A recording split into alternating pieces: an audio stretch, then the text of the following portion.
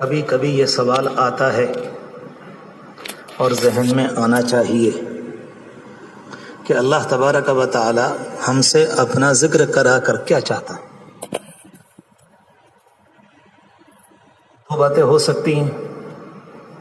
ایک تو یہ کہ ہم اللہ کو بہت یاد کریں تو رب العالمین کی عظمت میں، اس کے مقام میں، اس کے جلال میں حاشا وکلا، خدا کی پناہ کہتے ہوئے ڈر لگتا ہے،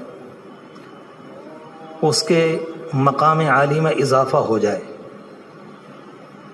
اور ہمارے ذکر سے اللہ کی ذات عالی کو اور بلندی نصیب ہو جائے. اگر کوئی یہ سمجھتا ہے تو غلط سمجھتا ہے. کائنات کی ساری مخلوق کے ذکر کی اللہ تبارک و تعالی کو ذرہ برابر ضرورت نہیں. سب کریں تو کوئی فرق نہیں، کوئی ایک نہ کرے ان کی ذات میں کوئی کمی نہیں.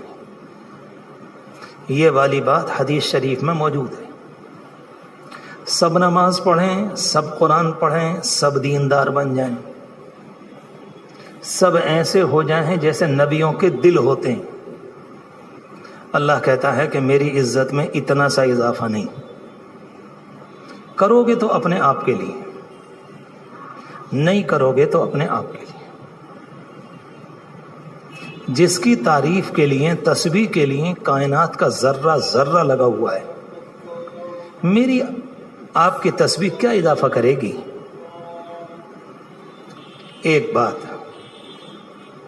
اگر یہ والی بات نہیں ہے تو پھر یہ کہ رب العالمین چاہتا ہے کہ میرے بندو ذکر کر کے اپنے دل کو اللہ کی یاد سے، اللہ کی محبت، اللہ کا خوف، اللہ کا احترام، اس سے اپنے دل کو آباد کرو. تو یہ والی بات سمجھ میں آتی. ایمان لانے کا مطلب یہ ہوتا ہے کہ وہ اللہ کے بندے جنہوں نے اللہ کو اللہ مان لیا، آخرت کو مانا، جنت کو مانا، جہنم کو مانا، مرنے کے بعد کی ساری منزلوں کو جانا، نبیوں کو، پیغمبر کو مانا، دل کی گہرائی سے، اتنی گہرائی سے مانا کہ اگر کوئی آدمی ان باتوں کا مجھ سے انکار کرائے گا، میں مرنے کو تیار ہوں مگر ان باتوں کو بال کے برابر نہیں چھوڑوں گا. میری بات پر غور کیجئے گا. یہ کوئی ایسا نہیں کہ میں آپ کے سامنے کوئی واز کہہ رہا ہوں، کوئی تقریر کر رہا ہوں، ایک حقیقت بتا رہا ہوں. جس طرح سے انسان کی نگاہ کے سامنے کوئی چیز ہوتی ہے، جیسے آپ کے سامنے کھڑا ہوا ہے، کوئی انسان مجھ سے آ کر کہنے لگے نہیں ہے، تو آپ کیا کہیں گے؟ یا تو اس کی آنکھیں کمزور ہیں، یا بیچارہ پاگل ہے، یا مجنون ہے. ایک چیز ہوتے ہوئے اس کو نظر نہیں آ رہی.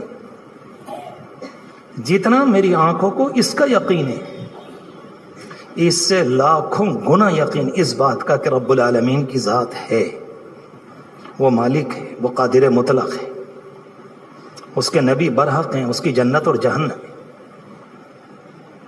اس لیے میں نے ایک بات عرض کی.